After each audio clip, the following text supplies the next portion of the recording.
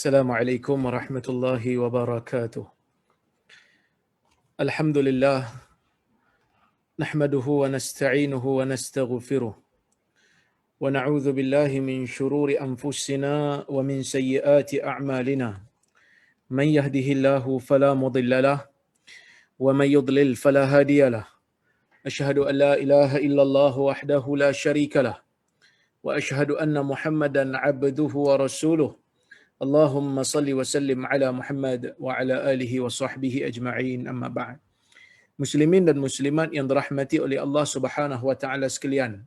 Alhamdulillah, pada malam ini kita dapat bersama-sama berkuliah untuk kita mulakan kuliah kita yang terbaru.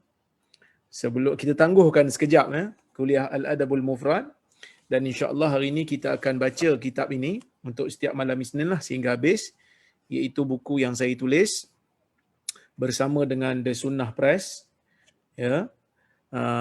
Tajuk dia Ummahatul Mukminin Zaujat Sayyidil Mursalin, yang bermaksud isteri-isteri Nabi sallallahu alaihi wasallam ataupun ibu kepada orang-orang yang beriman dan isteri kepada Nabi yang merupakan penghulu bagi segala anbiya. Okey. Tuan-tuan dan puan-puan rahmati Allah sekalian. Kenapa penting juga untuk kita kenal isteri-isteri Nabi sallallahu alaihi wasallam? Kerana mereka ini adalah isteri Nabi, itu jawapannya. Kerana Nabi sallallahu alaihi wasallam itu penting dalam kehidupan insan. Maka sebab itulah apa saja yang berkaitan dengan Nabi sallallahu alaihi wasallam kita anggap penting. Walaupun ada kadang-kadang sebahagian orang yang cuba untuk mengatakan yang penting itu belajar tasawuf bukan belajar hadis boleh keraskan hati. Tapi sebenarnya kalau mereka menyedari hakikat bahawasanya hadis itu ialah sesuatu yang berkaitan dengan Nabi sallallahu alaihi wasallam dari sudut perkataan, dari sudut perbuatan, dari sudut perakuan, maka hadis itu penting kerana Nabi sallallahu alaihi wasallam itu sangat penting. Nabi sallallahu alaihi wasallam datang ke dunia ini membawa syariat Islam yang boleh menyelamatkan bukan hanya dunia kita tetapi juga menyelamatkan akhirat kita yang kekal abadi. Kalau dengan tidak adanya syariat Islam yang dibawa oleh Nabi sallallahu alaihi wasallam ini, maka kita pun tak kenal apa itu sunnah. Kita pun tak kenal apa itu hidayah. Oleh kerana Nabi sallallahu alaihi wasallam itu membawa syariat, diutuskan oleh Allah Azza wa Jal membawa syariat Islam, maka kita mengenal apa itu Islam. Kita mengenal apa itu iman daripada Allah Azza wa Jal dengan perantaraan nabinya. Maka oleh kerana itu tuan-tuan dan puan-puan rahmati Allah sekalian, apa saja yang berkaitan dengan hadis itu penting kerana Nabi itu penting. Dan begitu juga apa saja yang berkaitan dengan kehidupan Nabi, sama ada dari sudut hadis saya sebut tadi dah, dan juga sirah Nabi penting. Begitu juga dengan mengenali orang-orang yang Nabi sallallahu alaihi wasallam sayang juga penting. Sebab apa penting? Sebab Nabi sayang mereka. Ada sebab kenapa Nabi sallallahu alaihi wasallam sayang mereka. Maka sebab itu dalam mukaddimah, di dalam prakata muka surat yang kedua tu saya sebut, saya kata saya bersyukur kepada Allah Subhanahu wa taala dengan kurnianya dan rahmatnya saya berjaya menyiapkan penulisan buku ini. Tujuan penulisan buku ini adalah untuk memperkenalkan tokoh besar dalam kalangan umat ini kepada masyarakat. Kita tak boleh nak nafi bahawasanya ummahatul mukminin, ibu-ibu orang yang beriman yang merupakan isteri kepada Nabi sallallahu alaihi wasallam merupakan tokoh besar bagi umat ini. Merupakan orang yang sangat berjasa di dalam umat ini daripada kalangan sahabat. Ya. Mereka inilah yang menguruskan kehidupan Nabi sallallahu alaihi wasallam. Mereka uruskan kehidupan Nabi. Mereka bantu Nabi sallallahu alaihi wasallam menguruskan kehidupan. Mereka disayangi oleh Nabi sallallahu alaihi wasallam. Jadi kalau kita sayang kepada Nabi sallallahu alaihi wasallam, kita juga kena sayang pada orang yang Nabi sayang. Kita bukan seperti mana golongan sebahagian daripada ahli bid'ah seperti Syiah yang membenci sebahagian besar daripada isteri-isteri Nabi sallallahu alaihi wasallam, terutamanya Aisyah dan juga Hafsah. Manakala kita ahli sunnah wal jamaah daripada Khadijah sehinggalah kepada Aisyah, daripada yang paling berumur Saudah sehinggalah yang paling muda iaitu Aisyah radhiyallahu anha, kita sayang semua kerana mereka adalah ibu kita, mereka adalah isteri Nabi sallallahu alaihi wasallam, mereka disayangi oleh Nabi, maka kita juga menyayangi orang yang kita sayang pada dia. Orang tu kita sayang, bila dia sayang satu orang lain, kita pun jadi hormat kepada orang itu, Maka saya sebut di situ, mereka inilah yang menguruskan kehidupan Nabi sallallahu alaihi wasallam. Mereka inilah manusia yang dicintai oleh Nabi sallallahu alaihi wasallam. Mereka inilah ibu-ibu kita semua, ibu-ibu kepada seluruh mukmin. Sama ada lelaki ataupun perempuan, menurut pandangan yang sahih, ummahatul mukminin ialah ibu kepada semua orang-orang mukmin. Tak kiralah sama ada orang mukmin tu lelaki ataupun perempuan. Menjejaki kelebihan mereka menjadikan kita akan lebih menyayangi dan menghormati mereka. So kalau kita baca sirah mereka tuan-tuan, kita akan dapati mereka mempunyai kelebihan yang pelbagai yang menjadikan kita kagum dengan pengorbanan mereka di dalam agama dan menjadikan mereka ini sebagai contoh ikutan kita. Kita tak mampu nak menandingi pengorbanan mereka, tetapi setidak-tidaknya kita jadikan kisah pengorbanan mereka, kelebihan mereka sebagai motivasi untuk kita teruskan kehidupan kita sebagai seorang mukmin, sebagai seorang muslim, untuk menjadi mukmin dan muslim yang saleh. Kemudian saya kata, menjejaki kelebihan mereka menjadikan kita akan lebih menyayangi dan menghormati mereka. Kadang-kadang orang kata tak kenal maka tak cinta. Kita kena kenal tokoh kita. Seperti mana kita sayang kepada Nabi, kita kena kenal Nabi. Bila kita nak sayang kepada orang yang Nabi sayang, kita kena kenallah serba sedikit. Kenallah serba sedikit berkaitan dengan kelebihan dan dengan sumbangan terhadap Islam yang dilakukan oleh golongan yang digelar sebagai ummahatul mukminin. Maka buku ini menjelaskan serba sedikit biografi dan kelebihan mereka sepanjang perkongsian hidup mereka bersama dengan Nabi sallallahu alaihi wasallam. Diharapkan agar buku ini dapat memberikan sedikit pengenalan kepada tokoh-tokoh ini. Saya menggunakan kitab yang menghimpunkan biografi para sahabat, seperti Al-Isti'ab fi Ma'rifatil Ashab karya Ibn Abdul Bar Al-Andalusi, seorang ulama daripada Andalus, menghimpunkan nama-nama sahabat yang beliau kenali dan meletakkan biografi yang ringkas. Tak ringkas jugalah, agak tebal juga. Saya saring beberapa maklumat daripada situ, fakta yang boleh kita ambil untuk kita mengenali biografi sahabat. Begitu juga kitab-kitab yang ditulis oleh ulama, antaranya Usdul Ghabah yang ditulis oleh Ibn al-Athir dan juga Al-Isabah fi Tamyiz As-Sahabah karya Ibnu Hajar Al-Asqalani dan kitab-kitab yang lain. Manakala rujukan hadis seperti Al-Kutub As-Sittah juga saya gunakan untuk meneliti kelebihan mereka yang disebutkan di dalam hadis. Kalau ada kelebihan mereka disebutkan di dalam hadis, saya akan bawa hadis tu.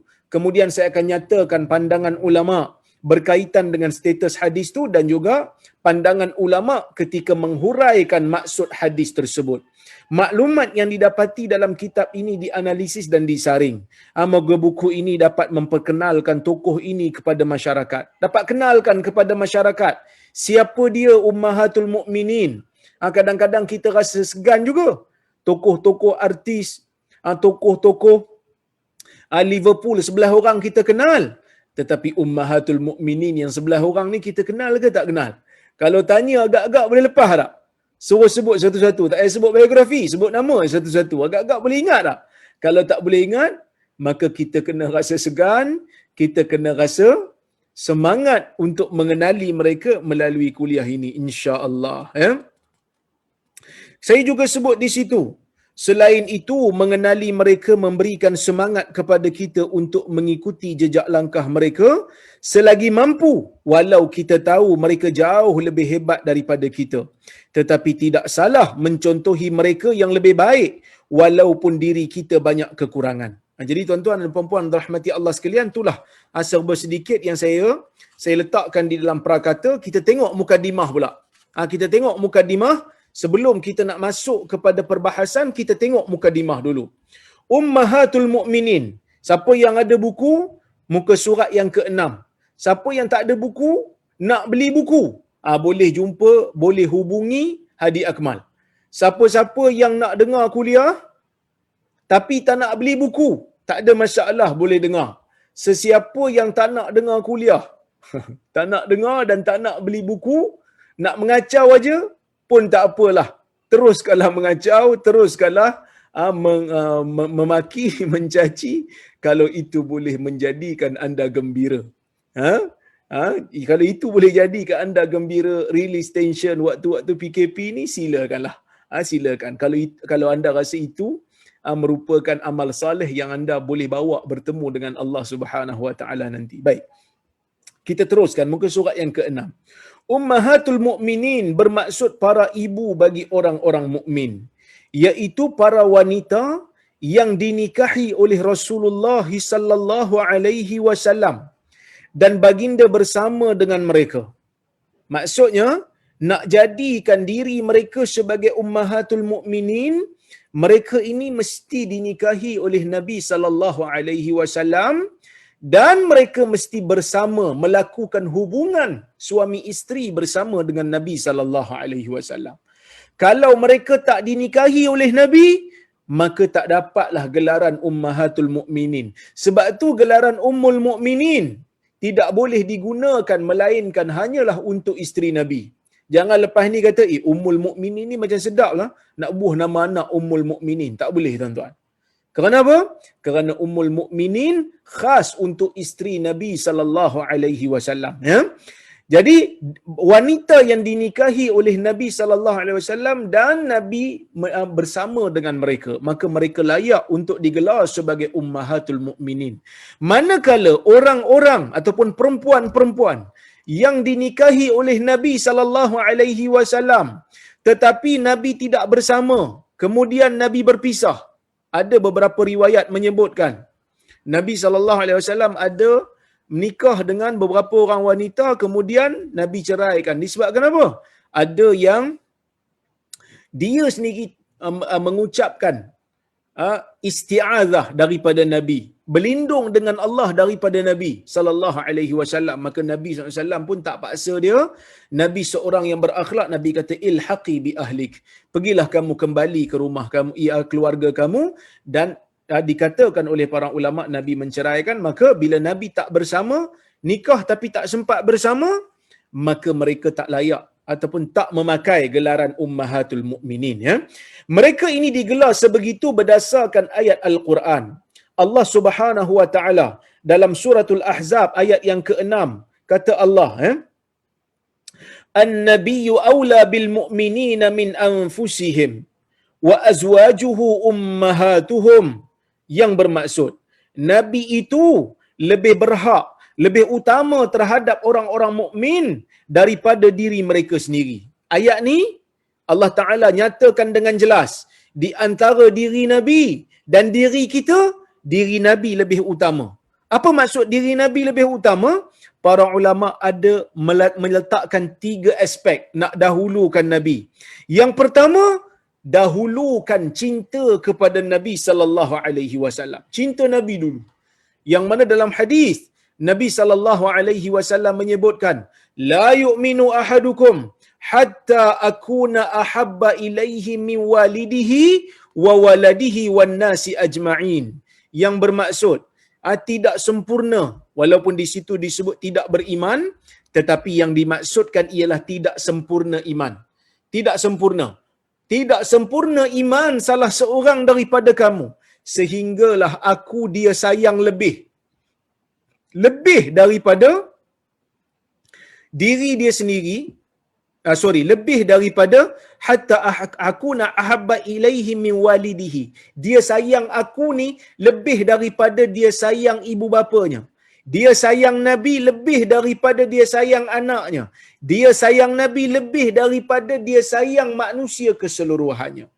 Di dalam sebuah hadis yang sahih, Umar ibn al-Khattab, seorang sahabat Nabi yang terkenal, dia pernah menyebut kepada Nabi sallallahu alaihi wasallam, la anta ya Rasulullah, la anta ya Rasulullah, la anta ya Rasulullah ahabbu ilayya min kulli syai' illa min nafsi. Kata Umar, sesungguhnya engkau wahai Rasulullah sallallahu alaihi wasallam adalah orang yang paling aku cinta berbanding semua yang ada di dalam dunia ini melainkan diri aku. Maksud Umar nak kata, kalau nak banding semua benda dalam dunia dengan kau ya Rasulullah, aku sayang kau lagi. Tapi kalau nak banding antara diri kau dengan diri aku sayang diri aku lagi, kata Umar. Kata Nabi sallallahu alaihi wasallam, wa ala nafsika ya Umar. Ya. Kau kena jadikan diri aku ni lebih kau cinta berbanding diri kau juga wahai Umar. Kata Umar, la antal an ahabbu ilayya min kulli syai'in ya Rasulullah. Sekarang ya Rasulullah, aku telah jadikan diri engkau lebih aku sayang kepada semua berbanding semua perkara walaupun pada diri aku sendiri, hatta ala nafsi. Al-an ya Umar, kata Nabi, sekarang juga wahai Umar. Maksudnya apa tuan-tuan? Dari sudut menyayangi diri, kena sayang Nabi dulu. Apa maksud kena sayang Nabi dulu berbanding diri sendiri? Maksudnya, kalaulah kata bertembung di antara kepentingan diri dan juga kepentingan agama yang dibawa oleh Nabi sallallahu alaihi wasallam, maka perlu utamakan kepentingan agama yang dibawa oleh Nabi sallallahu alaihi wasallam. Tak boleh utamakan kepentingan diri jika bertembung. Masa itulah kita nak tahu Nabi ni kita sayang lebih ke dunia kita sayang lebih. Cakap banyak tak ada, kadang-kadang dari sudut teori kita bukan main lagi hebatnya. Saya pun samalah, termasuk juga. Sembang kadang-kadang sembang lebat, tapi bila diuji baru kita sedar di mana sebenarnya kecintaan kepada Nabi sallallahu alaihi wasallam tu kita letakkan. Bila bertembung di antara hilang dunia dengan hilang apa yang Nabi ajar, maka bila kita diberi pilihan di persimpangan, nak hilang dunia ke nak hilang sunnah? Kalau kita pilih tak nak hilang dunia, maksudnya kita perlu memperbaiki semula iman kita. Perlu memperbaiki, perlu tingkatkan semula, kerana Nabi SAW perlu dijadikan sebagai orang yang kita sayang lebih daripada perkara yang lain. Macam mana Ustaz? Sayang ni bukan sayang. Sayang, cinta ni bukan benda dalam jiwa ke Ustaz? Patutnya cinta dengan sayang ni mana boleh paksa-paksa. Kata Al-Imamul Khattabi, sayang dan cinta kepada Nabi ni kena paksa. Orang mukmin kena paksa jiwa dia sayang Nabi lebih daripada segala-galanya. Dia kata boleh paksa. Seperti mana orang yang sakit dipaksa untuk sayang ubat dia. Orang kencing manis bawa ubat merata. Walaupun tak sedap ubat tu. Kadang-kadang makan ubat darah tinggi, makan ubat sakit jantung, banyak makan kan, sampai panas-panas badan. Tapi makan, walaupun tak sedap. Kan? Kerana apa? Kerana dia tahu manfaat ubat tu pada diri dia. Yang mana kalau dia tak makan ubat tu, diri dia mungkin akan mengalami masalah. Makan ubat tu dengan izin Allah memberikan manfaat. Jadi tuan-tuan, begitu jugalah orang yang beriman mendahulukan kepentingan Nabi sallallahu alaihi wasallam, mendahulukan ajaran Nabi sallallahu alaihi wasallam, ya, menjadikan kita ni mendapat manfaat di dalam dunia iaitu pahala, dan juga mendapat manfaat di akhirat, iaitulah kita mendapat balasan syurga insya-Allah. InsyaAllah. Sebab itu tuan-tuan, kalau kita baca kisah Sa'ad bin Abi Waqqas, kan dulu kita pernah cerita, siapa yang ikut kuliah saya hari Selasa dengan hari Khamis, dia tahulah. Yang mana saya pernah cerita satu kisah, di mana Sa'ad bin Abi Waqqas apabila mak dia tahu dia masuk Islam, Sa'ad ni masuk Islam. Apabila mak dia tahu aja dia masuk Islam, mak dia buat mogok tak nak makan. Sehinggalah dia meninggalkan agama yang dianuti iaitu agama Islam, barulah mak dia nak makan. Kata Sa'ad bin Abi Waqqas, apa kata Sa'ad? Dia kata, ya ummah, wahai ibuku, lau kanat laki mi'atu nafsin. Ya. Kalaulah bagi kamu ni ada 100 nyawa, fa kharajat nafsan nafsa. Kemudian keluar satu-satu nyawa. Ma taraktu dina Muhammad. Aku tidak akan sesekali meninggalkan agama Muhammad. Ni manifestasi fenomena practicality kepada mencintai Nabi lebih daripada segala-gala yang ada. Baik.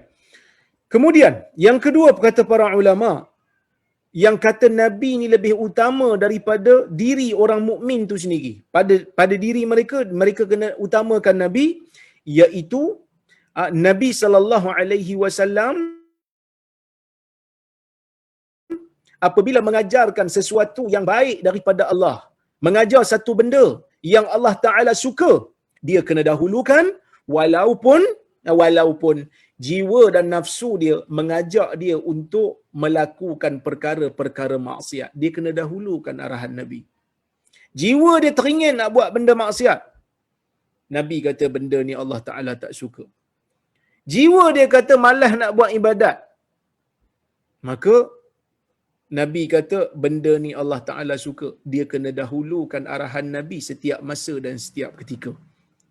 Kemudian yang ketiga yang dimaksudkan oleh para ulama yang Allah Ta'ala kata an-nabiyyu aula bil mu'minina min anfusihim, Nabi lebih utama pada orang mukmin berbanding diri mereka sendiri, iaitulah kita perlu untuk mendahulukan Nabi dalam setiap keadaan sehingga untuk membebaskan fizikal Nabi. Sebab itu para sahabat kata kan, kadang-kadang kita bila baca hadis, kadang-kadang kita akan dengar, antaranya Abu Dzar pernah sebut, ja'alaniyallahu fida'ak. Moga Allah menjadikan aku ini tebusanmu.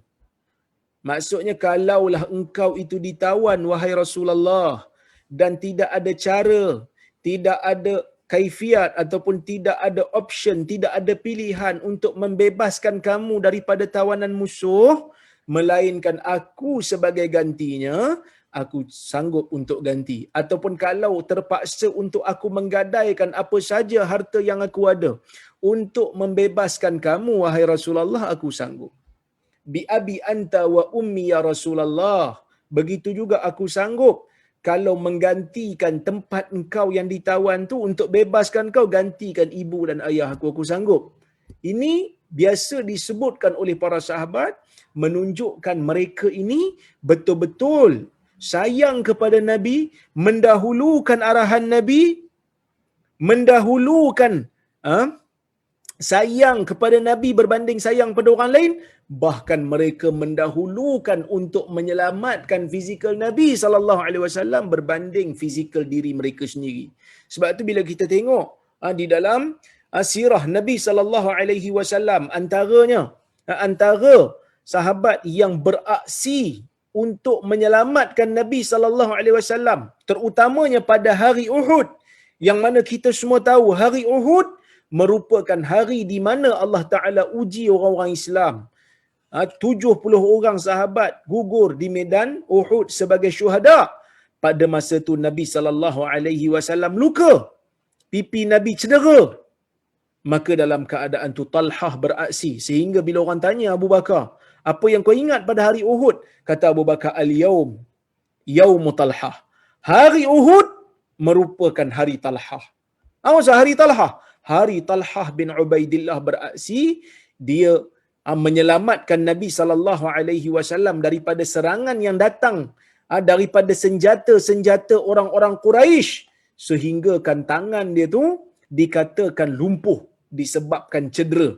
Jadi tuan-tuan dan puan-puan rahmati Allah Subhanahu wa taala sekalian, ini di antara tafsiran para ulama. Kemudian Allah Subhanahu wa taala menyebutkan wa azwajuhu ummahatuhum, dan isteri-isteri Nabi merupakan ibu-ibu mereka, yakni ibu-ibu orang-orang yang beriman. Secara ringkasnya, arahan Rasulullah sallallahu alaihi wasallam lebih utama daripada ataupun berbanding arahan orang ramai yang lain, termasuklah ibu bapa dan orang mukmin.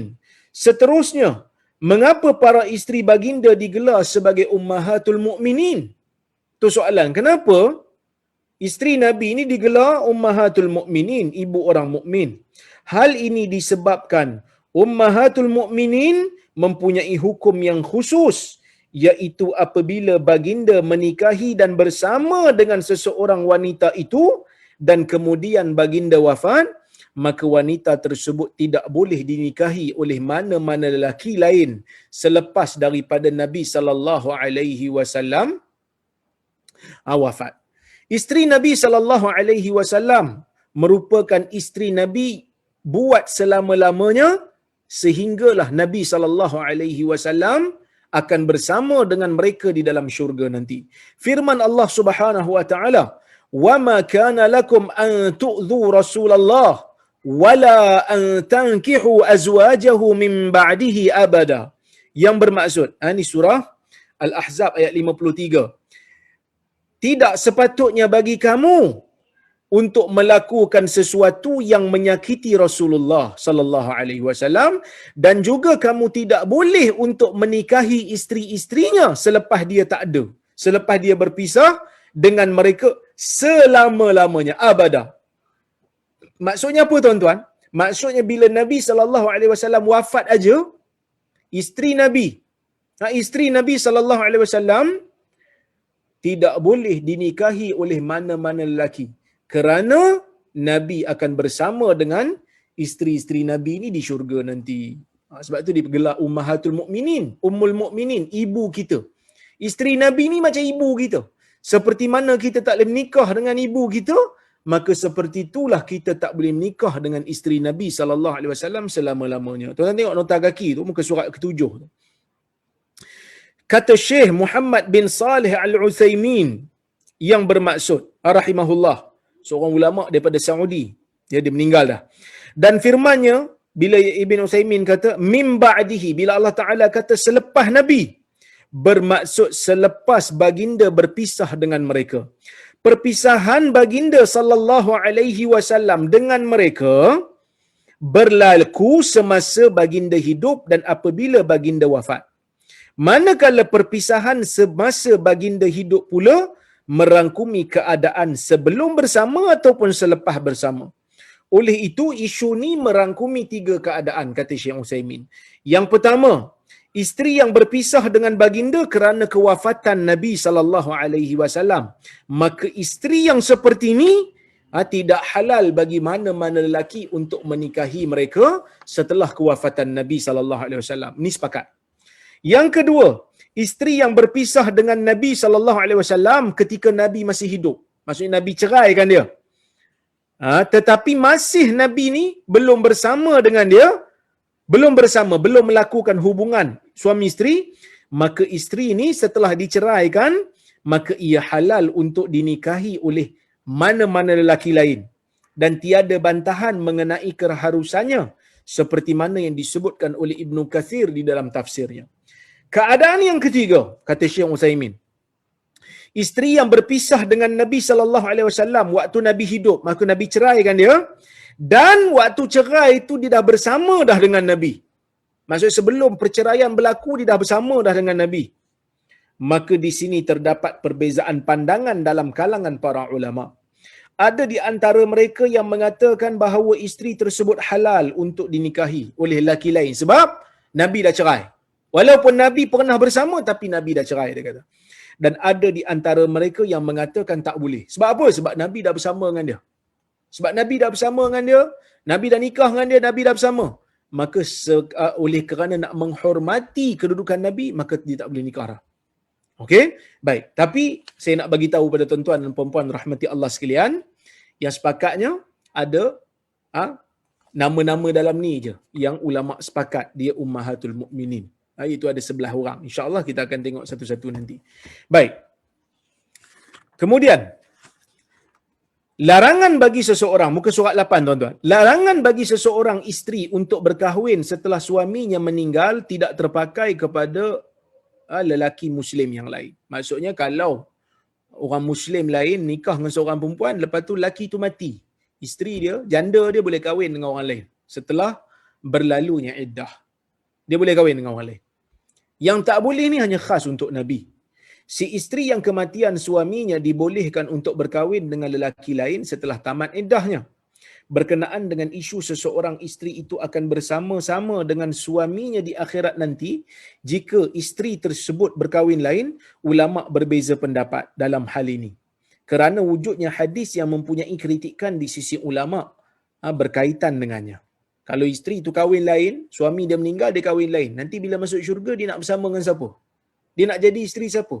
Suami lama ke suami baru? Okey. Pandangan yang pertama mengatakan, isteri yang berkahwin lain setelah suaminya meninggal dunia akan bersama dengan suaminya yang terakhir dinikahi di dunia. Ini pandangan pertama. Dia kata yang paling akhir. Suami yang paling latest sekali. Manakala ada pula yang berpendapat, ada ulama kata, isteri itu akan bersama suaminya yang paling baik akhlaknya. Yang mana yang paling soleh, yang tu yang dapat. Itu pandangan yang kedua. Ada juga pendapat yang mengatakan isteri ni boleh pilih mana satu.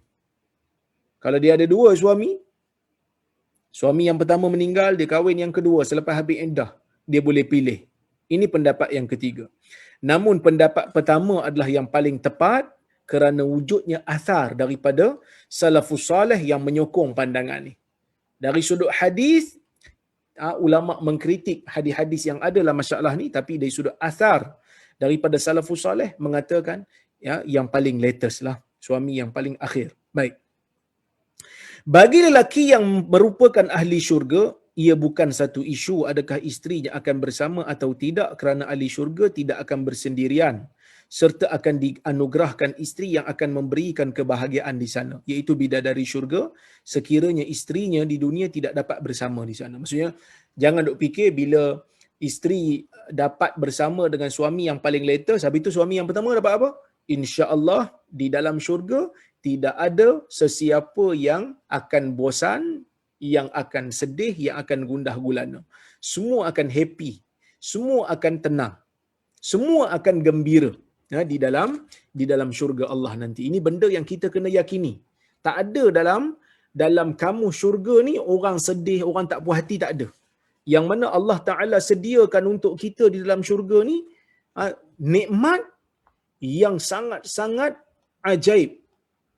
Yang sangat-sangat ajaib. Ya, ini benda yang kita kena percaya, tuan-tuan. Jangan kita kata, macam mana dalam syurga nanti tak happy lah saya. Ya, jangan fikir begitu sekali-kali.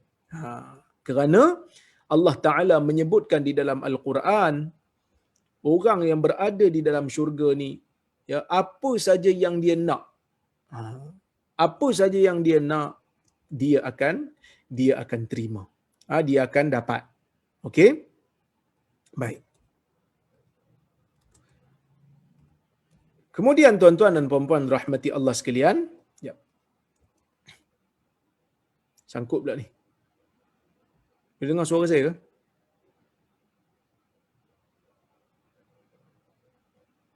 Okey. Baik. Dia okey balik.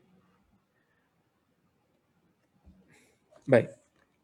Allah Subhanahu Wa Ta'ala janjikan kepada orang yang masuk syurga ni, dia akan dapat apa yang dia nak. Dia akan dapat apa yang dia suka. Jadi tak ada rasa gundah gulana, rasa sedih, rasa tak puas hati, tak ada. Tak ada. Benda tu tak ada dalam syurga. Lahum ma yasha'un inda rabbihim. Allah Ta'ala sebut dalam Quran, bagi mereka apa yang mereka inginkan di sisi Tuhan mereka. Zalika jazaa'ul muhsinin. Itulah balasan bagi orang-orang yang melakukan kebaikan. Jadi, tuan-tuan dan puan-puan rahmati Allah Subhanahu Wa Ta'ala sekalian, jangan susah hatilah. Okey. Kemudian, bilangan para isteri Nabi SAW juga turut diperselisihkan. Dan yang paling tepat ialah sama ada 11 atau 12 orang. Disebabkan oleh seorang yang menjadi perselisihan dalam kalangan para ulama termasuk ahli hadis. Ada sebahagian kata 12, ada sebahagian kata 11. Kenapa ada yang kata 12 dan ada yang kata 11 ni? Kerana yang kata 12 masukkan seorang. Yang kata 12 masukkan seorang. Yang kata 11 dia kata yang seorang ni bukan. Dia bukan ummahatul mukminin, sebaliknya hamba. Okey? Siapa dia? Wanita yang menjadi perselisihan ialah Raihanah binti Zaid, berdasarkan sebuah riwayat yang menceritakan bahawa Rasulullah sallallahu alaihi wasallam menawarkan diri baginda untuk menikahinya, tetapi ditolak kerana Raihanah mengatakan dirinya hanyalah seorang hamba sahaja. Imam Tabari dalam Tarikh Tabari menceritakan kisah ni daripada Ibnu Ishaq. Dia kata Nabi sallallahu alaihi wasallam pada selepas berlakunya peperangan di antara umat Islam dan Bani Quraizah, bila Bani Quraizah telah dikalahkan oleh orang Islam, Rasulullah SAW mengambil salah seorang daripada tawanan Bani Quraizah yang bernama Raihanah untuk menjadi hamba. Maka setelah itu Nabi SAW menawarkan kepada Raihanah untuk menjadi isteri, tetapi Raihanah menolak dengan dia kata, ya Rasulullah, bal tatrukuni fi milkik fahuwa akhafu alayya wa alaik. Dia kata, ya Rasulullah, bahkan biarlah engkau tinggalkan aku di dalam milikmu, jadi hamba terus, tak apa, dan itu lebih ringan bagi aku, lebih mudah bagi aku dan bagi kamu. Ya, maka Nabi SAW pun tidak memaksa. Ya, pada awalnya Raihanah ni tidak menunjukkan minat pun pada agama Islam ni. Dia masih lagi nak berpegang dengan agama Yahudi dia. Jadi Nabi SAW dalam riwayat menyebutkan Nabi SAW tu ada rasa macam sedih sikit lah. Walau bagaimanapun setelah beberapa lama, baginda menerima pengkhabaran daripada salah seorang sahabatnya, iaitu Sa'labah bin Sa'yah, yang mengkhabarkan bahawa Raihanah memeluk agama Islam. Ini menyebabkan Nabi SAW berasa sangat gembira. Ya, dan Raihanah ni menurut pandangan ni dia kata, pandangan sebagian ulama, kekallah sebagai hamba Nabi SAW sehinggalah Nabi wafat, walaupun dia masuk Islam.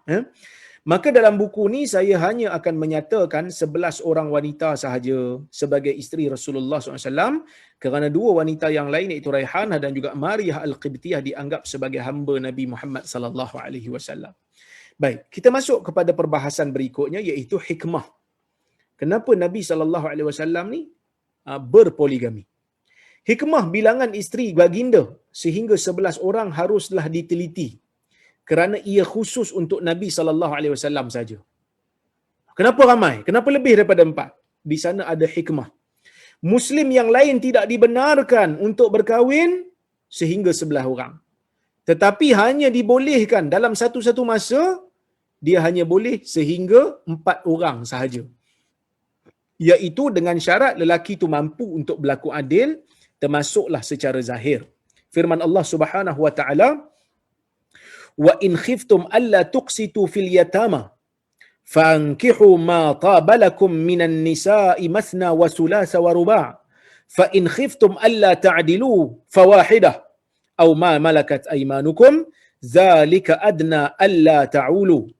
Surah An-Nisa ayat 3, yang bermaksud, jika kamu semua takut untuk tidak melakukan keadilan kepada anak-anak yatim, maka kawinlah mana-mana perempuan yang kamu suka, sama ada 2, 3 ataupun 4. Dan jika kamu takut untuk tidak boleh berlaku adil, maka berpadalah dengan hanya seorang, ataupun berpada dengan hamba perempuan yang kamu miliki.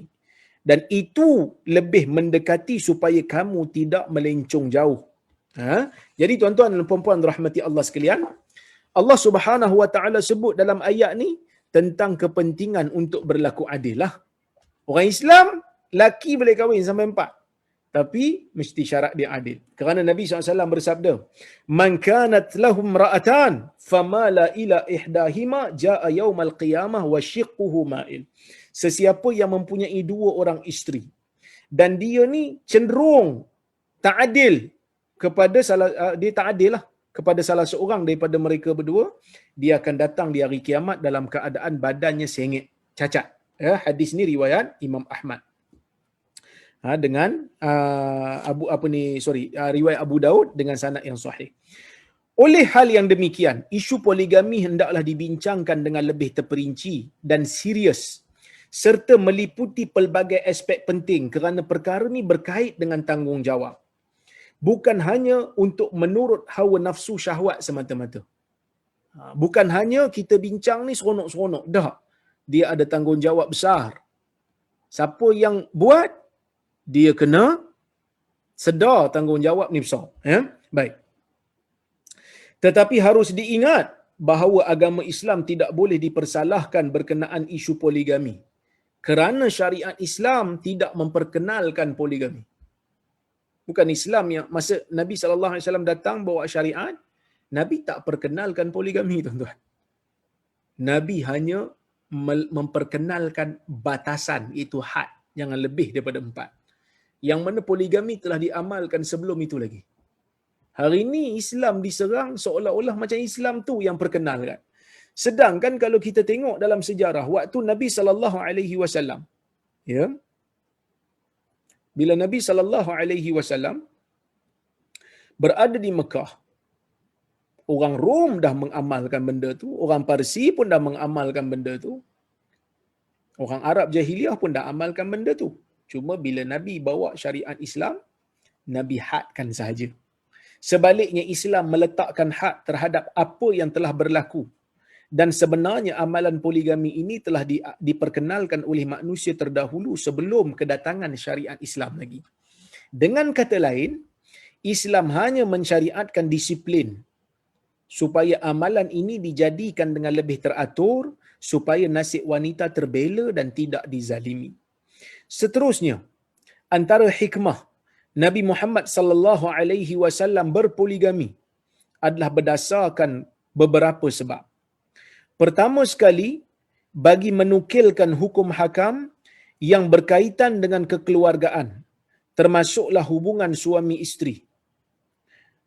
Ini bermaksud disebabkan Rasulullah sallallahu alaihi wasallam mempunyai ramai isteri, maka terdapat pelbagai riwayat dan kisah daripada mereka ini berkenaan dengan hubungan kekeluargaan dan suami isteri.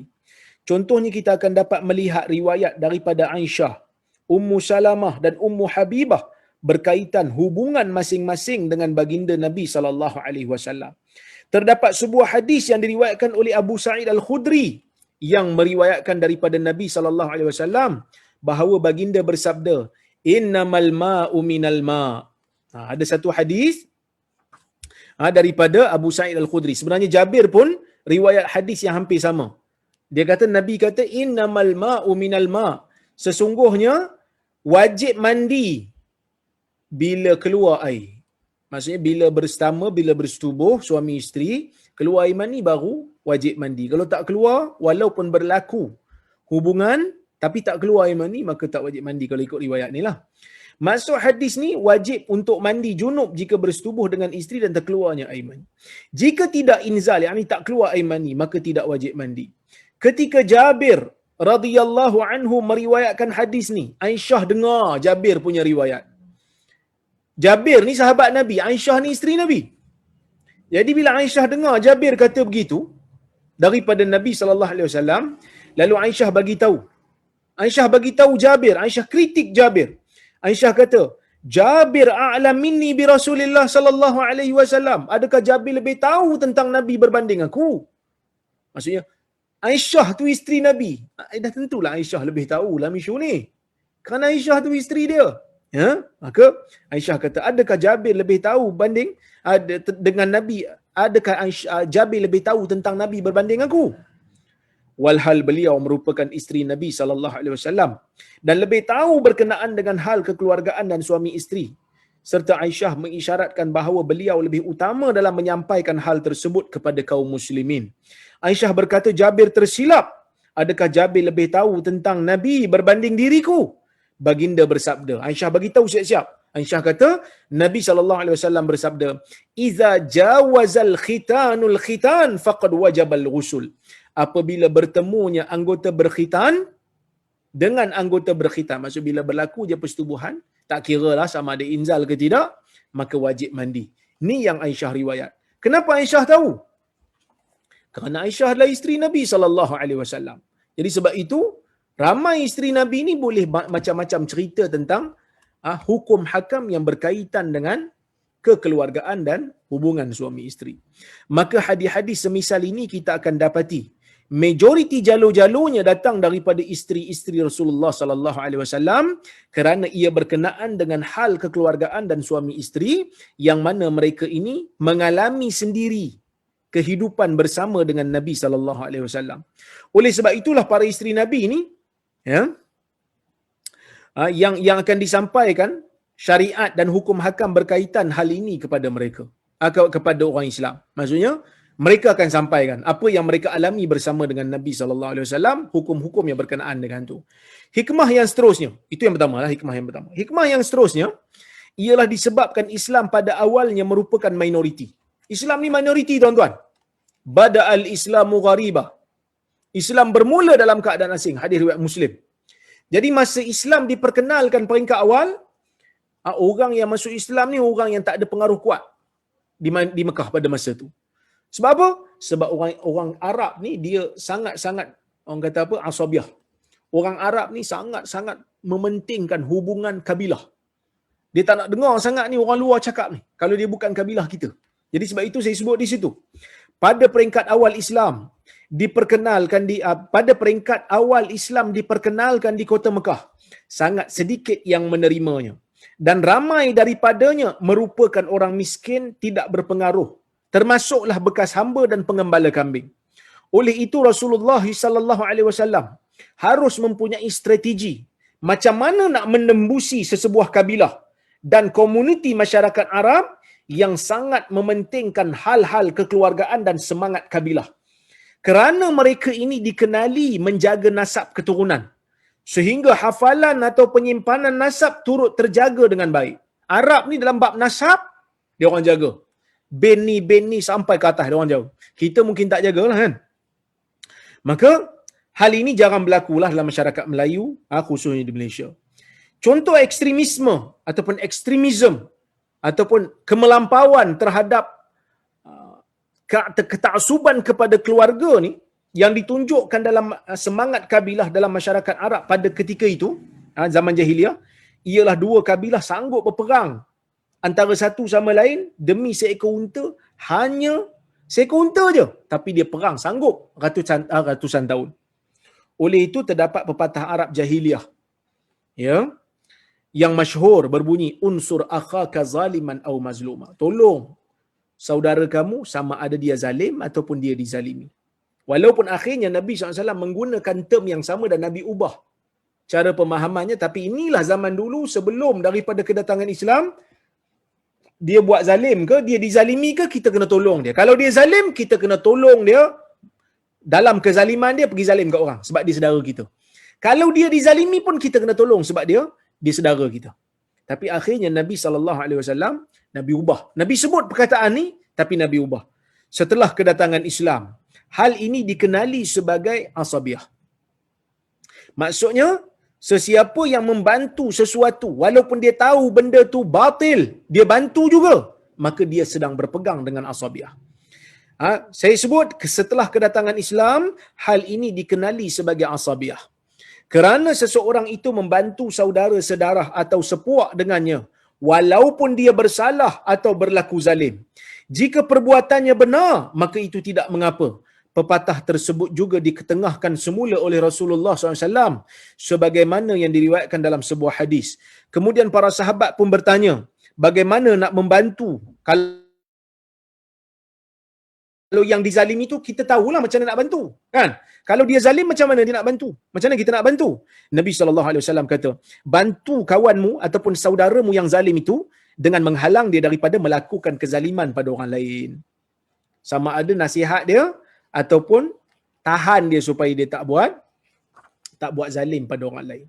Begitulah indah dan kreatifnya Nabi SAW dalam mentafsirkan serta memperbetulkan kefahaman terdahulu yang salah untuk memudahkan kabilah-kabilah Arab ni memahami Islam. Jadi untuk lebih mudah, Nabi ni suara dia untuk lebih mudah untuk tembus ke dalam kabilah-kabilah Arab yang mempunyai semangat kekeluargaan yang tinggi, maka Nabi SAW kahwin dengan wanita daripada kabilah-kabilah yang tertentu supaya bila Nabi bersuara, Nabi tak dianggap sebagai orang luar daripada kabilah isterinya dinikahi tu. Jadi benda ni di antara hikmah kenapa Nabi SAW itu berpoligami. Hikmah yang seterusnya adalah untuk menguatkan jalinan di antara Nabi dan para sahabat lah. Sebab itu Nabi SAW kahwin dengan Aisyah yang merupakan anak pada Abu Bakar. Kemudian Nabi kahwin dengan anak Umar yang bernama Hafsah. Kemudian Ali bin Abi Talib kahwin pula dengan anak Nabi yang bernama Fatimah. Maka jalinan itu akan saling menguatkan. Nabi SAW ni sangat sayang dengan sahabat dia. So, ikatan sahabat itu dieratkan lagi dengan hubungan perkahwinan yang berlaku. Maka sebab itu saya sebut, hikmah yang seterusnya adalah untuk menguatkan jalinan dengan para sahabat baginda yang sangat dicintai, melebihi orang lain seperti Abu Bakar dan Umar radhiyallahu anhuma. Oleh sebab itu Rasulullah SAW berkahwin dengan anak-anak para sahabat yang disayangi untuk menguatkan lagi jalinan. Untuk menguatkan lagi jalinan dengan mereka seperti Aisyah yang merupakan anak Abu Bakar dan Hafsah yang merupakan anak kepada Umar. Maka Abu Bakar dan Umar ialah para sahabat baginda yang juga bapa mertua kepada Nabi SAW. Manakala Uthman pula ialah menantu bagi Nabi SAW. Dan Ali pula adalah sepupu Nabi. Sepupu, sahabat dan menantu Nabi SAW. Maka jalinan persahabatan ni dieratkan lagi dengan hubungan perkahwinan. Dan perkahwinan Rasulullah SAW, di antara hikmah lain juga, perkahwinan Nabi SAW juga, sebahagiannya merupakan satu penyebab dalam menjelaskan hukum-hukum syarak. Misalnya pernikahan Nabi SAW dengan Zainab. Asalnya Zainab ni, Zainab binti Jahash, dia asalnya adalah isteri kepada Zaid bin Harithah. Asalnya orang-orang Arab jahiliah panggil Zaid bin Muhammad, kerana Zaid merupakan anak angkat Nabi SAW. Kemudian Allah Ta'ala turunkan ayat, Ud'uhum li'abaihim. Ud'uhum li'abaihim huwa aqsatu indallah. Jadi maksudnya, panggil mereka, panggil anak-anak angkat ni dengan nama ayah mereka. Jangan binkan dengan bin kita. Huwa aqsatu indallah. Itu lebih adil di sisi Allah. Jadi bila Allah Ta'ala membatalkan orang kata hukum tabani, hukum ambil anak angkat boleh dibinkan kepada kita tu dah tak boleh dah. Dah dimansuhkan. Jadi macam mana nak melakukan pembatalan sedangkan benda tu telah berakar umbi dalam masyarakat?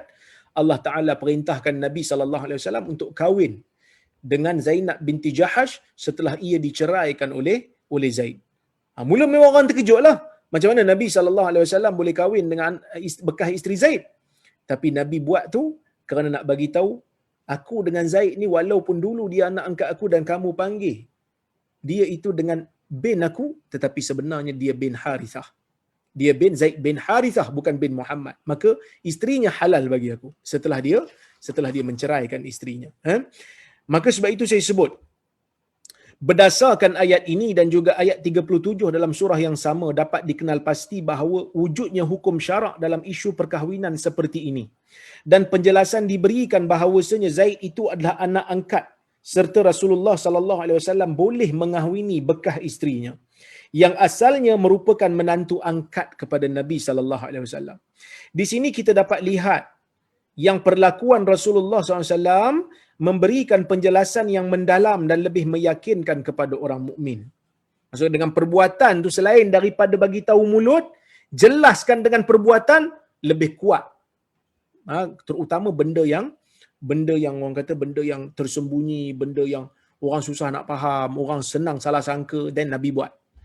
Contohnya apabila seseorang itu memberikan fatwa hanya dengan bercakap, ia tidaklah begitu meyakinkan, melainkan mufti itu melakukannya sendiri berdasarkan fatwa yang telah dikeluarkan. Kan baru-baru ni bila kita keluarkan fatwa, Perlis keluarkan fatwa, JAKIM pun bincang benda yang sama, vaksin COVID halal, vaksin COVID tak bahaya, kan orang cakap kan.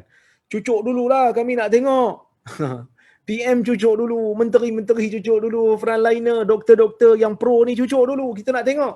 Alhamdulillah, setelah dicucuk, tak ada pula mereka itu, yang kita dengar lah, tak ada lagi lah kebanyakan daripada mereka itu yang sakit ke ataupun terus jadi dajjal, tak ada. Kan? Yang kita nampak, mereka yang tuduh macam-macam tu yang dah ambil sikap Dajjal kerana fitnah orang, tuduh orang. Kan? Yang kena cucuk tu elok je. Kan? Elok je. Bukan saya ni tak suka orang benci Dajjal. Kita benci Dajjal. Tapi dengan benci Dajjal, jangan ambil sikap dia lah. Agak kasar sikit lah bahasa saya ni. Kan? Tapi tak apalah. Orang-orang yang pro teori konspirasi ni selama ni dia orang pun agak kasar juga boleh bercakap dengan kita kan. Orang kata apa, ulama WHO lah kan. Tapi itu biasa. Sebab dia orang takut. Melainkan dia kata pergi cucuk dulu. Hang cucuk dulu, kami nak tengok. Alhamdulillah cucuk. PM kita cucuk, Perdana Menteri cucuk. Frontliner pun cucuk. Kan? Lah kali baru ada orang kata, oh okey. Setakat ni nampak tak ada apa-apa lagi kan. Jadi saya sebut benda ni bukan apa tuan-tuan. Kadang-kadang kita rasa macam apa lagi orang nak tuduh. Kan? Tak ada lagi yang kena cucuk ni terus tiba-tiba jadi Dajjal ke, terus tiba-tiba jadi zombie ke, terus tiba-tiba jadi Ya'juj Ma'juj ke, tak ada lagi. Kan? Tak ada lagi lah. Kan? Jadi dia kata, oh kita dimasukkan chip. Masukkan chip, dia nak tahu kita ke mana. Kalau dia nak tahu kita ke mana pun apa masalahnya. Dah kalau kita ni asyik pergi ke tempat-tempat yang baik, dia pun boring nak ambil tahu. Kan? Contohnya pergi mana? Pergi masjid, pergi universiti, pergi kuliah. Contoh macam saya kan. Nak buat apa dia masukkan chip dalam badan saya? Saya berkuliah aja pun. Kan? Berkuliah aja, bukannya saya pergi buat apa-apa pun. Kalau jenis pergi rumah urut, dia kena takutlah. Tengok orang tahu dia rumah urut. Dia kena risau. Kan? Baik, itu yang seterusnya. Hal ini seperti telah berlaku. Ya. Berdasarkan hadis riwayat Imam Bukhari rahimahullah, iaitu berkaitan peristiwa Sariyatul Khabat. Dalam perang, Nabi SAW pernah hantar satu rombongan yang diketuai oleh Abu Ubaidah. Dan beberapa sahabatnya pergi ke tepi laut dan menjumpai satu ikan yang besar. Dikatakan ikan tu ikan paus lah. Dan Abu Ubaidah radhiyallahu anhu memberitahu bahawa ikan tersebut tidak boleh dimakan. Kerana ia merupakan bangkai. Akan tetapi, ya, dia merasakan boleh dimakan pula kerana mereka dalam keadaan darurat. Ni ada cerita ni ada dalam Sahih Bukhari. Kemudian mereka pulang ke Madinah dan bertanya tentang hal ini kepada Nabi SAW, kerana pada peringkat awal Abu Ubaidah kata ikan tu status dia bangkai. Tetapi Nabi SAW mengisyaratkan dengan meminta sikit ikan tu. Dia orang bawa balik sikit ikan tu. So Nabi minta untuk Nabi sendiri makan. Isyarat oleh Rasulullah SAW ini menunjukkan bahawa ikan sebesar mana pun saiznya, ia bukanlah satu perkara yang diharamkan ataupun bangkai, kerana ia adalah haiwan laut. Baik, seterusnya, ini di antara contoh Nabi sendiri makan nak bagi keyakinan kepada para sahabat benda tu boleh dibuat. Seterusnya, perkahwinan Nabi SAW bersama dengan sebahagian isteri baginda merupakan sebagai penyelesaian kepada masalah dan isu sosial yang berlaku pada zaman tu. Misalnya Rasulullah SAW ingin menjaga kemaslahatan isteri para sahabat yang syahid di medan perang, dengan memberi sahabat lain yang masih hidup untuk mengahwini mereka, atau Nabi SAW sendiri yang mengahwini mereka sekiranya tiada siapa yang mengambil mereka sebagai isteri. Ini berlaku kepada isteri Nabi yang bernama Saudah bintu Zam'ah dan Ummu Salamah. Selain itu, perkahwinan Rasulullah SAW juga adalah untuk mengisyaratkan bahawa baginda diutuskan untuk semua kaum dan bangsa. Dakwah Islam ni dia bukan hanya untuk orang Arab. Dia bukan hanya untuk orang Quraisy. Jadi bila Nabi SAW kahwin dengan isterinya yang Yahudi macam Safiyah, maka orang Yahudi akan rasa, oh, Nabi ni kahwin dengan orang daripada bangsa kita. Menunjukkan bangsa kita juga menjadi mulia. Layak untuk terima Islam. Kerana mesej Islam adalah universal. Maka sebab itu saya sebut di situ.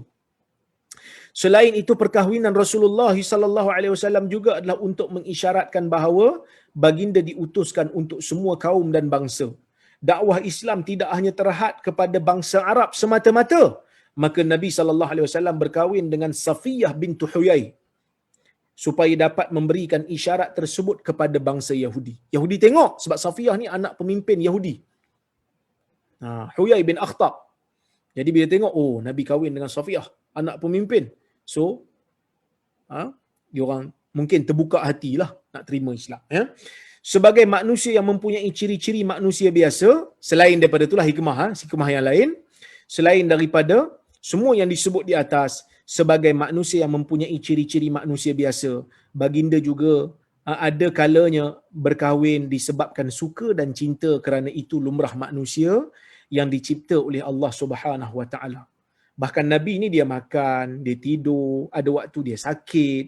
Jadi tak pelik kalau Nabi SAW mempunyai syahwat terhadap wanita, kerana baginda seorang lelaki, dan lelaki yang sempurna pasti akan ada sifat sebegitu rupa, dan sekiranya seorang lelaki itu tidak mempunyai syahwat kepada perempuan, hal ini agak pelik dan tidak sempurnalah lelaki itu sebagai seorang lelaki. Jadi Nabi pun ada waktu dia kahwin kerana memang dia suka kepada perempuan tu. Dia suka, dia ambil jadi isteri. Ya? Yang lagi membahayakan sekiranya lelaki tersebut mempunyai syahwat terhadap lelaki lain. Lelaki tengok kalau dia tak ada, orang kata apa, tarikan pada perempuan ni bahaya. Kan? Dia tak ada syahwat pada perempuan bahaya. Dia tengok lelaki pula syahwat. Ni bahaya. Yang ni kena betulkan. Tapi kalau dia tengok perempuan syahwat, dia kena tunduk pandangan, tapi bila dia dah berkenan, dia boleh ambil sebagai isteri. Kerana itu adalah normal. Cuma Islam menyusun hukum hakam ni supaya syahwat tu diletakkan di tempat yang sepatutnya. Sebab tu dia suruh tundukkan pandangan, suruh tutup aurat dan sebagainya. Berkaitan dengan sifat kelelakian baginda, terdapat hadis yang menyatakan kegagahan Rasulullah SAW seperti 30 orang lelaki, dan baginda mampu memukul batu yang sangat keras sehingga pecah, yang tidak dapat dibuat oleh para sahabat. Tu ada hadis Anas yang tuan-tuan dan puan-puan boleh baca sendiri. Jadi tuan-tuan dan puan-puan rahmati Allah sekalian, itulah lebih kurang yang saya boleh ceritakan sebagai, orang kata apa, mukadimah untuk kita baca kitab ni ataupun buku yang saya tulis ni. InsyaAllah untuk kuliah akan datang kita akan mula dengan Khadijah, dengan biografi Ummuna ataupun Ummul Mukminin Khadijah bintu Khuwailid radhiyallahu anha. Baik. Bismillah.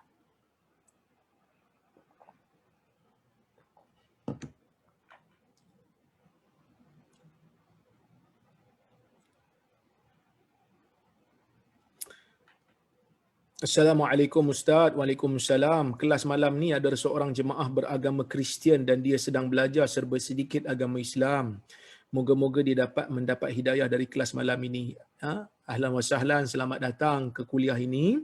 Mengenali isteri-isteri Nabi SAW, mengenali peribadi mereka. Mudah-mudahan yang hadir pada malam ini yang beragama Kristian ini boleh nampak keindahan Islam. Sesungguhnya kami orang Islam sekali-kali tidak membenci Jesus ataupun Nabi Isa. Bahkan kami percaya bahawasanya Nabi Isa dilahirkan dengan keajaiban.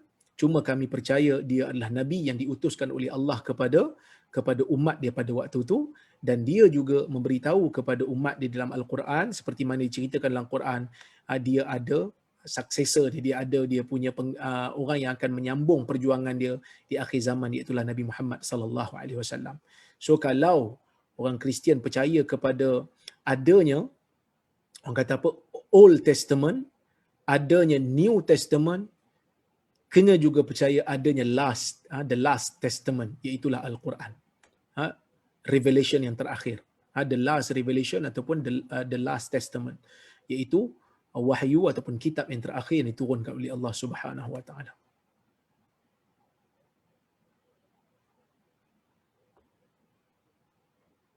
Assalamualaikum Dr. Waalaikumsalam. Soalan saya begini. Di zaman ni di mana kita tidak lagi bersama Nabi SAW, bagaimana cara untuk mengutamakan dan mendahulukan baginda melebihi diri sendiri dan lain-lain?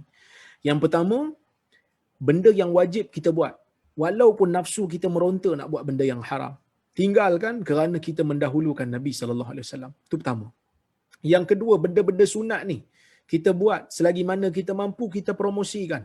Hidupkan semula sunnah-sunnah. Man sanna fil islami sunnatan hasanah falahu ajruha wa ajru man amila biha.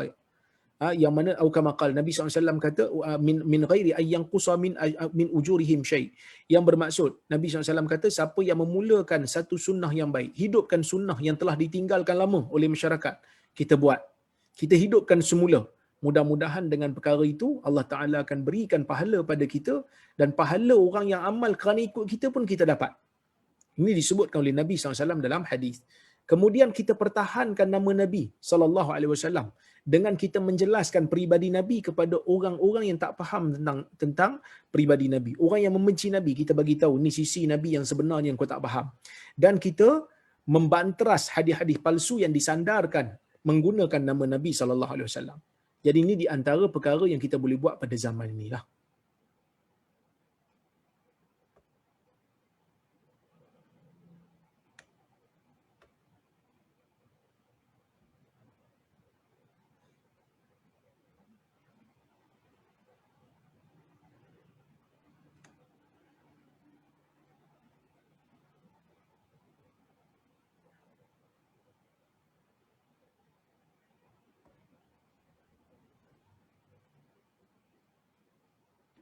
Assalamualaikum Dr. Waalaikumsalam. Boleh kasih opinion Doktor bagaimana nak patahkan fitnah non-Muslim pada Rasulullah SAW boleh simpan 11 isteri manakala sahabat cuma 4 isteri sahaja dan juga umat Islam yang lain. Ia kelihatan seolah-olah tak adil. Saya sebut dah tadi kan, di antara hikmah-hikmahnya itu dia. Sebab Nabi SAW ni adalah ketua yang membawa Islam. Bahkan 11 tu kira tak ada apa-apa tuan-tuan. Kalau kita baca dalam Bible, lebih daripada tu lagi tokoh-tokoh. Yang ada, tokoh-tokoh yang disebutkan dalam Bible, lebih daripada 11 pun ada. Jadi benda tu bukan satu benda yang pelik. Ya, baik.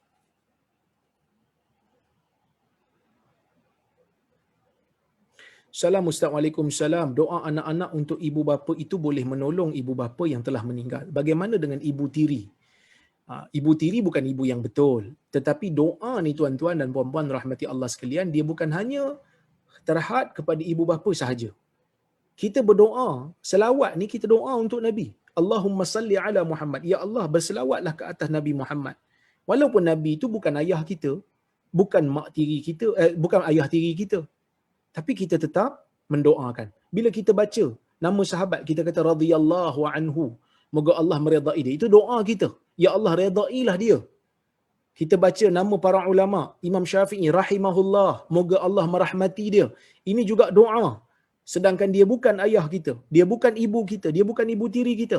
Doa kepada setiap orang yang mukmin sampai bermanfaat. Cuma kita tak boleh doa lah kalau dia tu kafir. Kalau dia tu kafir, mati dalam keadaan kufur, tak bolehlah doa keampunan untuk dia lepas dia mati, tak ada. Tak boleh. Tapi kalau dia mukmin, dia mati dalam keadaan Islam, kita doa untuk dia kepada Allah sampai insya-Allah.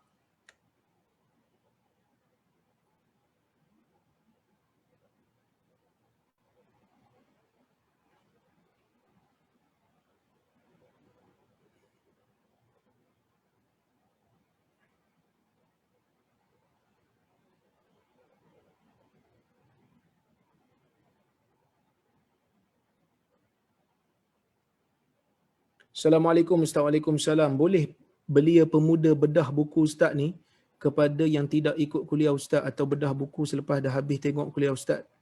Semoga anak-anak perempuan Muslim kita yang lalai di media sosial, di Instagram, di TikTok dapat kembali kepada peribadi Ummahatul Mukminin. Silakan tuan-tuan. Saya tulis memang untuk disebarkan. Jika ada manfaat, silakan. Kalau ada kesilapan fakta di mana-mana, bagi tahu saya akan betulkan semula. Ya.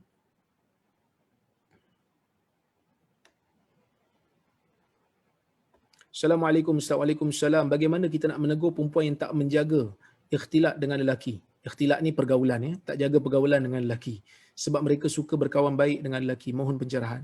Nabi SAW menyebutkan tidak ada dua orang lelaki dan perempuan yang bukan mahram duduk dalam sembunyi-sembunyi dalam sendiri-sendiri, melainkan yang ketiga adalah syaitan. Nabi SAW. Ya? Jadi kalau kita orang kata apa? Tengok di dalam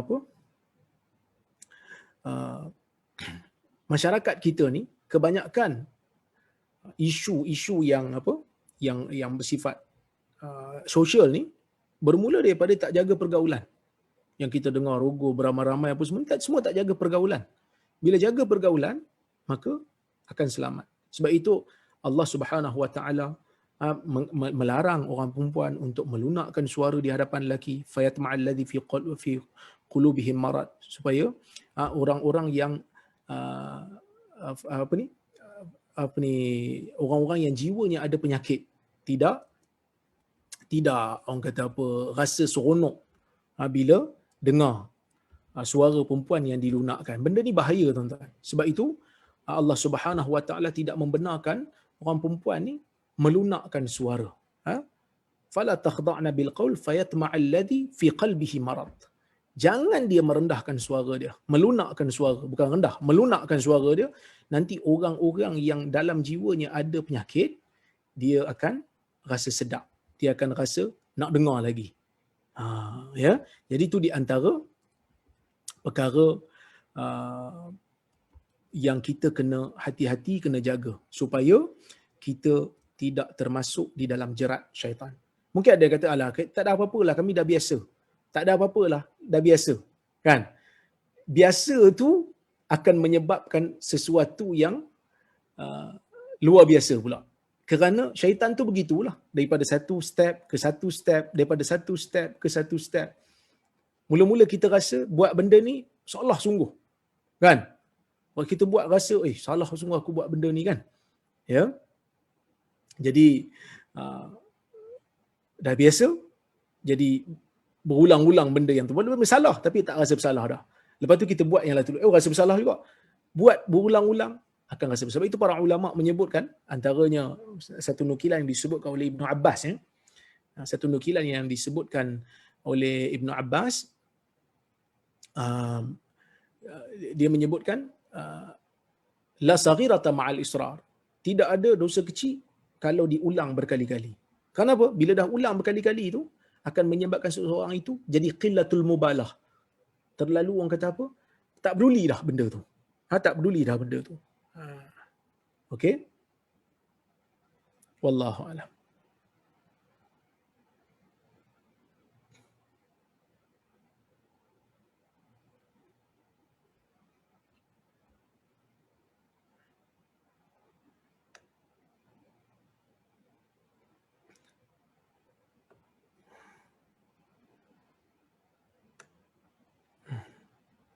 Salam Ustaz, apa hikmah ayat poligami dikaitkan dengan anak yatim?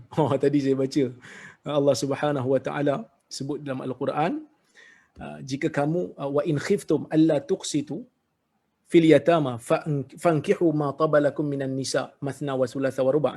Kalau kamu rasa takut untuk tidak berlaku adil pada anak-anak yatim, bukan anak yatim sebenarnya, dia perempuan yang yatim. Maksudnya kalau kamu tak rasa takut untuk tidak boleh berlaku adil kepada calon isteri yang bersifat yatim, kamu takut akan makan harta dia sedangkan dia tu masih yatim, maka pergi kepada, jangan kahwin dengan mereka, kahwin kepada orang lain selain mereka, 2, 3 atau 4, kerana perempuan ni ramai lagi selain daripada yang yatim tu. Sebab yatim ni, kalau calon isteri tu yatim, dia masih lagi belum baligh, dia ada harta, takut-takut termakan harta dia. Maka sebab itu Allah Ta'ala kata, kalau kamu takut termakan harta dia, jangan kahwin dengan dia, pergi kahwin dengan perempuan lain. 2, 3, 4 boleh cari, kerana perempuan yang lain ramai lagi. Itu di antara tafsiran yang disebut oleh para ulama.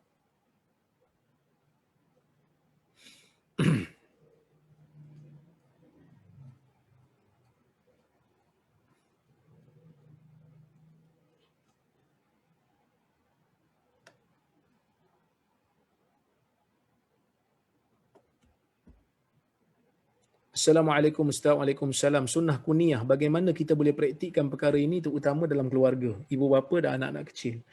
Kita kena buat lah. Macam saya Abu Muaz. So, kadang-kadang kita menulis tu Abu Muaz. Kita orang kata apa? Kita biasakan. Lama-lama dia akan biasa.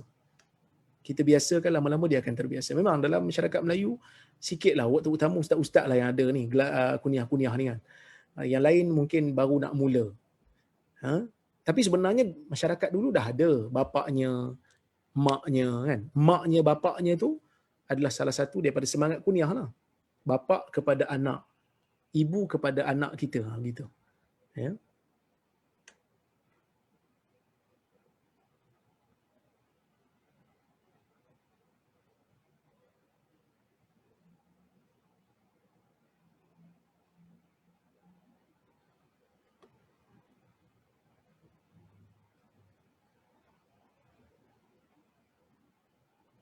Assalamualaikum Dr. Waalaikumsalam. Adakah boleh seseorang Muslim itu dilahirkan dalam keadaan keluarganya Kristian dan keluarga beliau tak tahu beliau Muslim lalu dikebumikan cara Kristian? Pertama, tuan-tuan dan puan-puan rahmati Allah sekalian, orang yang dah mati dalam keadaan dia mukmin itu merupakan satu nikmat besar bagi dia. Nikmat besar sangat bagi dia. Ya. Yang mana dia mati dalam keadaan mukmin. Menguruskan jenazah dia bukan tanggungjawab si mati itu, tetapi orang yang hidup. Orang yang hidup yang di mana dia mati kat situ, orang hidup, orang Muslim di situ kena uruskan. Kalau orang Muslim tak tahu yang dia tu Muslim, keluarga yang Kristian pun tak tahu dia tu Muslim, maka tak salah sebab kita tak tahu. Ya, yang mana Allah Subhanahu Wa Taala tidak akan bebankan sesuatu yang kita tak tahu. Dah kita tak tahu kan? Maka taklah menjadi satu kesalahan. Kita doakan mudah-mudahan orang yang seperti ini Allah Subhanahu Wa Taala ganjari mereka ganjari dia dengan syurga.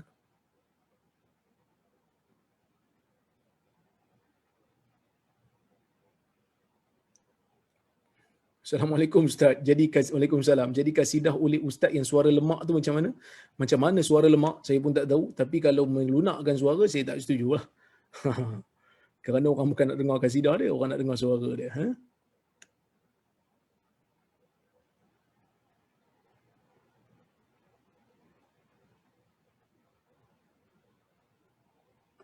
Salam Dr. Waalaikumsalam. One of the criticism against Islam is Aisyah being very young age bila dikahwinkan dengan Rasulullah SAW. Macam mana kita nak jawab kritik ini? Okey. Tuan-tuan dan puan-puan rahmati Allah Subhanahu Wa Taala sekalian.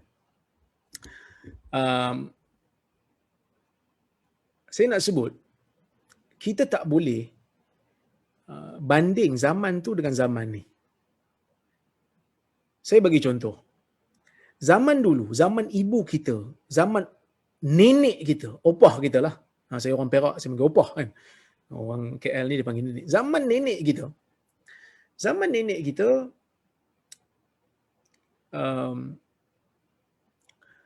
umur 10 tahun dah pandai buat kerja rumah. Umur 12 tahun dah boleh masak. Zaman kita hari ni, masuk universiti, masak air pun dia tak tahu. Bila orang kata, pergi masak air, bau biji bawang nak guna. Padahal suruh masak air, suruh jerang air je. Sebab dia kata masak tu. Kau nak dara kan? Pergi masak air. Masak air, bau biji bawang nak guna?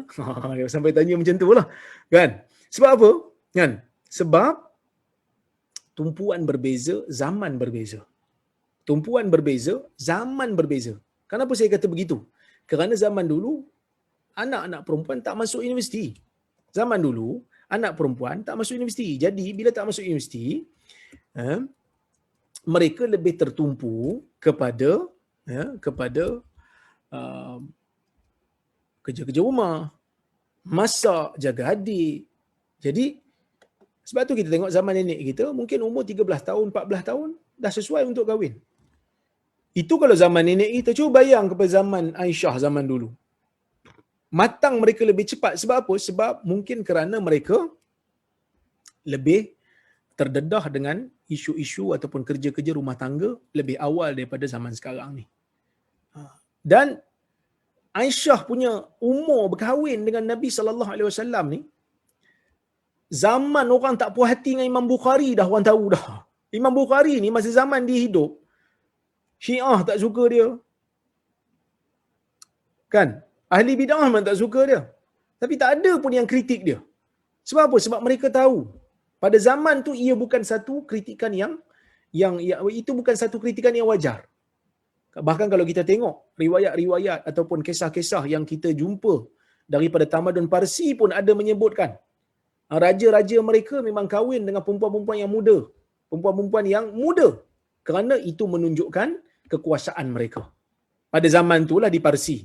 Jadi sebab itu bagi saya ia bukan satu isu yang besar. Kerana daripada zaman dulu, 1400 tahun yang dulu, tak ada siapa yang buka mulut mengatakan Nabi SAW tidak wajar melakukan perkara demikian. Bahkan mereka terima benda tu. Tak ada jadi isu melainkan pada zaman ni. Sebab apa? Sebab kita tidak membaca sejarah. Kita hanya membaca sejarah itu di zaman ini. Dan kita cuba implementkan, bayangkan di zaman ini. Sebab itu berbeza. Sebab itu kita rasa pelik. Samalah macam zaman dulu bila ulama hadis menghafal ratusan ribu riwayat hadis, kita kata mustahil. Sedangkan kita zaman ni kita kata nak hafal susah sebab kita ada kemudahan banyak. Zaman dulu sebelum adanya handphone, kita boleh ingat nombor telefon kawan-kawan kita, umur apa ni, nombor dekat-dekat je. Kita boleh ingat walaupun tak ditulis sebab tak ada kemudahan untuk save di dalam handphone kita. Tapi hari ni bila ada orang kata kemudahan save dalam handphone, nombor kawan-kawan kita tak hafal sebab kita ada kemudahan.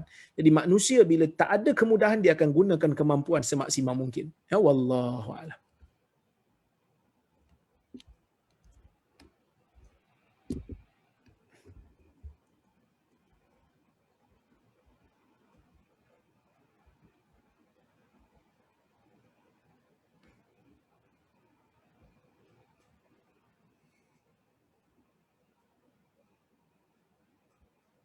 Assalamualaikum. Salam. Boleh ke wanita buat nose piercing? Piercing ni tindik hidung. Tindik hidung untuk perempuan dibenarkan oleh para ulama, tetapi kena, Ibn Uthaymin juga menyebut benda yang sama. Dia kata boleh. Ya. Tapi dia kata kalau budaya di sesuatu tempat tindik hidung menjadi satu budaya orang fasik ataupun orang kafir ataupun lambang agama tertentu, maka ia dilarang. Bukan sebab tindik telinga itu dilarang, tapi kerana menyamai orang yang jahat, orang yang bukan Islam. Islam tak suka begitu. Tapi kalau macam di India umpamanya dia ada tindik kan, dan wanita Muslim pun buat, maka yang tu tidak menjadi salah. Syekh Utsaimin menyebutkan benda yang sama. Begitu juga Syekh Abdul Muhsin Al-Abbad juga pernah ditanya dalam isu ni. Maka dia mengatakan kalau adat di satu-satu tempat menerima ia sebagai hiasan untuk wanita, maka boleh, no problem. Wallahu ta'ala alam, tuan-tuan. Saya rasa cukuplah sekadar itu untuk hari ini. InsyaAllah jika ada kesempatan yang lain kita bertemu lagi. Saya mohon maaf kalau ada terkasar bahasa, tersilap kata, gurau-gurau, orang kata apa, gurau-gurau kasar sikit, tak ada masalah kot. InsyaAllah kita jumpa lagi pada masa akan datang. Terima kasih kepada Kak Jini, terima kasih kepada Dr. Azmi yang telah menganjurkan majlis pada malam ini. Aqulu qawli hadza wa astaghfirullahal azim li wa lakum. Wassalamualaikum warahmatullahi wabarakatuh.